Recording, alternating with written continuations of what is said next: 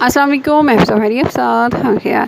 بہت سے لوگ خرگوش کا گوشت بہت شوق سے کھاتے ہیں، لیکن فقہ جعفریہ میں خرگوش کھانا حرام قرار دیا گیا ہے۔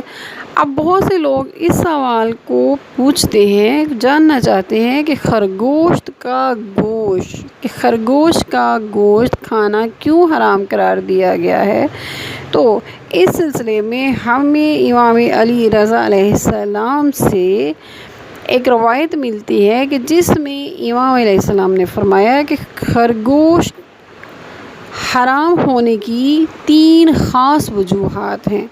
ان میں سے ایک وجہ یہ ہے کہ خرگوش پنجہ رکھتا ہے، یعنی وہ ایک خونخوار جانور ہے جو جھپٹ کر حملہ کرتا ہے اور اس کا پنجہ شکاری جانوروں، وحشی جانوروں جیسا ہے، اور پنجہ رکھنے والے جانور فقہ جعفریہ کے مطابق حرام ہیں۔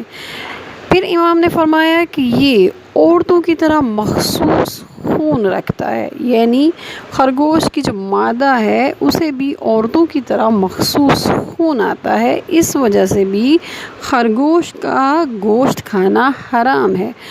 پھر امام پاک کے فرمان کے مطابق خرگوش مسخ شدہ ہے، یعنی یہ ان جانوروں میں سے ایک ہے جو اللہ تعالیٰ کے حکم سے مسخ کیے گئے ہیں، جیسے چھپکلی، ہاتھی، بندر، چوہا وغیرہ۔